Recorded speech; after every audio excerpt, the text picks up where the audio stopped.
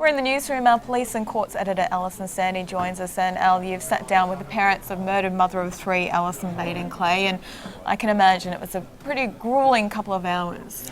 Absolutely. Look, Geoffrey and Priscilla, they're just unbelievable in this whole thing. They've held up while looking for their daughter, not knowing what had happened, and now they finally found a body.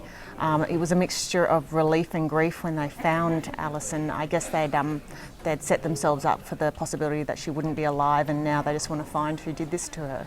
Now, apart from an initial plea to media to find their daughter, they haven't spoken with any other journalists. So what was perhaps your first question that you asked them? Well, look, at the beginning it was just a bit about finding out more about Allison, obviously to commemorate her life, a tribute. They're setting up a trust fund for her children. They know that her dying wish would have been to send her children to Ipswich Grammar. Things are probably pretty tough, and I think for them, they just want to do everything they can, a legacy for Allison, and make sure that her death isn't in vain. And so we talked about that. We talked about Allison, her life, you know, when she was born. I think in some respects it was kind of like, you know, at some stages it's like she was still alive. They kind of talked about her as though she hadn't died, but then of course, you know, the reality would come back, and they just so much want to find out what had happened.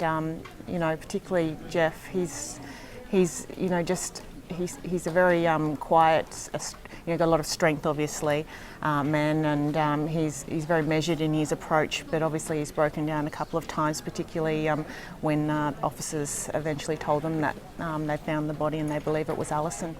What sort of people are Allison's parents?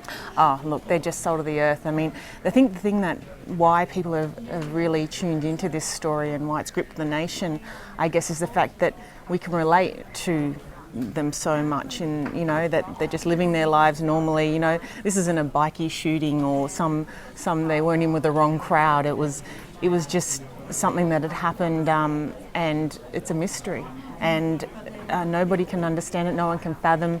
You know, this woman had everything to live for. I know that her parents just, you know, they're just asking the question why, and that's what everyone wants that answer to be. To come forward, so we will keep working, and police, I know, are working very hard, and they're very grateful. That's the other thing. They're very grateful to the community, to police, to SES, to the media, everybody for staying strong with this and getting the answers to their questions. What was their main message from the time that you spent with them? Well, the gratitude to members in the community, the help that they want to give their granddaughters, the three, you know, that had such a wonderful life up until now, and you know, just as I said, just getting those answers. It's just such a horrific thing, and then even to sit down and to talk about this, you know, it's not easy. You know, they've got to be brave through this whole ordeal, and it just every day must be a nightmare. I know they haven't slept much, and they're just exhausted at the end of every day. And one of the things they did say to me earlier, that it was hard at night times, because at first when they didn't know whether Allison was alive or not, I think they thought she could be out there like right now, and it's nothing that she could handle. And of course, to die in such a horrific way, you know, there's just so much to come to grips with. Al, you have covered crime for a long time, and I can see that this has affected yourself. Just how does this kind of crime compare to your general day-to-day stuff that you work on? Well, yeah, as I was touching on before, I mean, a lot of the crime tends to be, you know, property offences, and you know, you'd have, as I said, bikie shootings. Certainly, there'd be quite a few things that would be quite traumatic that you deal with. I think when you deal with or talk to the people that are involved, that are touched by this, and you put yourself in their shoes, and you can't help it. I mean, you can't not be affected. It's just a tough thing to have to deal with. But you know, it's not for you; it's for them. That's where you feel you know, you don't feel sorry for yourself. You feel sorry for them, and how could you not? And just quickly, after talking with Allison's parents, about Alison herself. How would you describe her? What sort of person did they portray her to be? Oh, look, I mean, everybody loved Alison. She certainly was a very caring, wonderful person that just was just there for her family, her friends.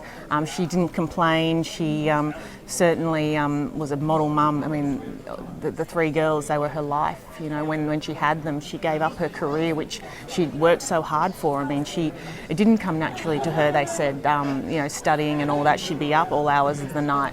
You know, those 6 languages that she knew fluently. You know, she worked hard all her life and poured all that effort and energy into the kids, and they were her priority. And no, it's just such a tragedy. I can't say anything more than that. It's you know, so any support that can be given. I know that they will have a big funeral for her. People can make, you know, tribute to Alison, and certainly they will be setting up a trust fund for the girls. Well, she won't be forgotten, and our hearts go out to her family, of course, friends, and the community as well. Thanks, Elle. Thanks.